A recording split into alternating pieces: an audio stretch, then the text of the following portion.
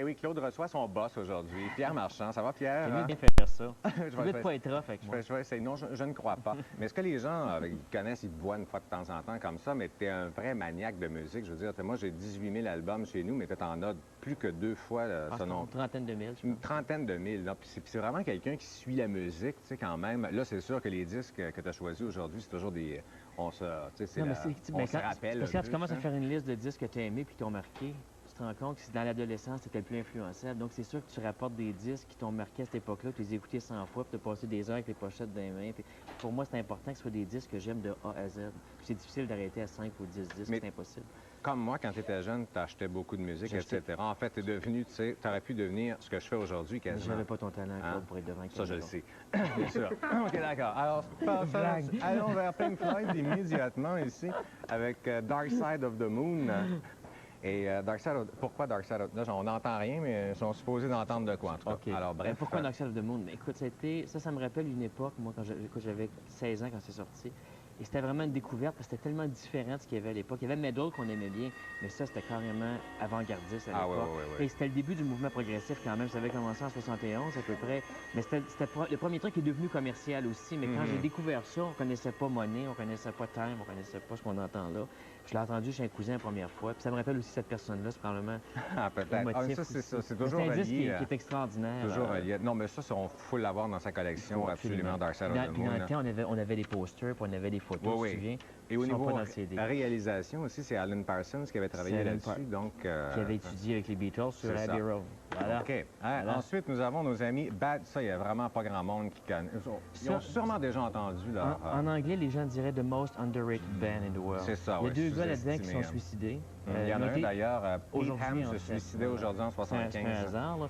Ouais. Et cet album-là, pour moi, c'est le Abbey Road du pop. C'est un groupe incroyable qui a été sous-estimé. Ils ont fait 5 albums, 6 albums, en fait. Et 4 sur Apple, ça, c'est le 3e. Et Todd Rundgren, George Harrison ont produit ce disque-là. Day After Day qu'on entend, Baby Blue, ils ont beaucoup de succès. Alors, tu as à peu près 10 secondes pour nous parler de 10cc. Ah, 10cc, un de mes groupes préférés. C'est le premier groupe qui, pour moi, a réussi à pallier le pop avec le progressif pour en faire une musique encore commerciale.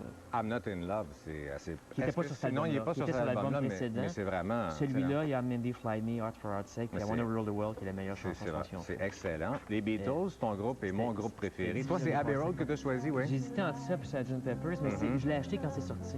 Donc, j'avais 13-14 ans à l'époque. OK. Et puis, ça m'a vraiment, vraiment marqué. À l'époque, même, je pensais qu'ils se déguisaient. Parce que je me rappelle des Beatles du temps de Hard Day's Night. Je me disais, pourquoi ils se déguisent pour faire des disques aujourd'hui? Je comprenais pas à cet âge-là qu'il avait juste vieilli, qu'il avait les cheveux plus longs, puis qu'il avait l'air un peu plus... Mais c'est en fait, c'est le chant du cygne des Beatles, puis c'est probablement ce qu'ils ont fait de plus grand. Quand tu regardes que le groupe était brisé, là, au niveau de la synergie. Ils ont réussi à se... C'est beaucoup de McCartney, George Martin, certainement. Oui, on regarde un extrait d'un clip. Dans nos albums préférés de tous les temps, on en a un en commun, c'est le premier de Harmonium. Toi aussi, tu l'adores? Hein? Moi, j'ai vu Harmonium en 73 au Cégep, en spectacle, quand l'album est sorti. Une fille qui m'avait amené là, parce que j'haïssais ça, moi, ce folk-là. J'écoutais Alice Cooper, j'écoutais Black Sabbath, et puis Pink Floyd, ces affaires-là. Puis là, je trouvais donc ça dépassé ou pas branché. Finalement, quand j'ai vu le spectacle, ça m'a vendu complètement. Puis Fiori avait vraiment du charisme, incroyable. En tout cas, j'ai un souvenir de ça, et c'est là que j'ai découvert l'album. Que j'ai gardé en vinyle. J'ai le CD aujourd'hui à cause de la chanson qui est en 45 tours dans le temps, qui s'appelle 100 000 raisons. Tu peux juste acheter en 45 tours, qui est surstické là-dessus. Mais ça, c'est très, très bien enregistré aussi. Ben, de la même époque, un autre incontournable, c'est le Cégep Bois de Boulogne. Ça, c'est dans le temps que j'étais au Cégep. Et ça, le midi, on se ramassait avec nos guitares, puis on jouait tous du Beau Dommage, puis du Harmonium. As-tu joué de la guitare aussi? Oui. Ah, bon, je savais même pas ça. Moi, j'en apprends. Et puis, tout le monde jouait Ginette, tous les palmiers. Oui, bien sûr. Bon, puis ces chansons c'était comme le folklore pop québécois à l'époque.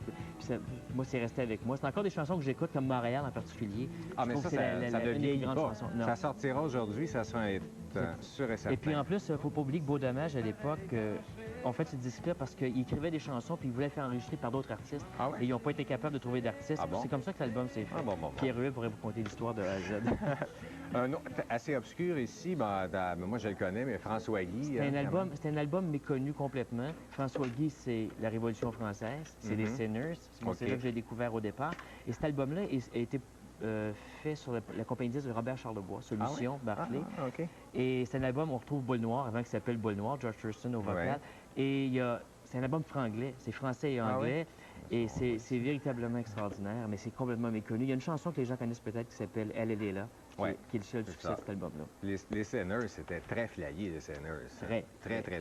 Québécois, nous sommes Québécois, c'est eux qui avaient fait ça. Jean Leloup, à peu près, là. Rapidement, ici... Ça, en fait, c'est pas la bonne pochette, c'est Cosmos Factory que j'ai en vinyle, OK, mais qu'on aurait dû d'accord. sortir. Ouais. Parce que je voulais pas amener de l'album grand succès. Cosmos Ouais. Factory, CCR, Creedence Clearwater Revival. Pendant que tous les groupes faisaient du psychédélique, c'est le seul groupe qui faisait encore du rock pour moi, véritable.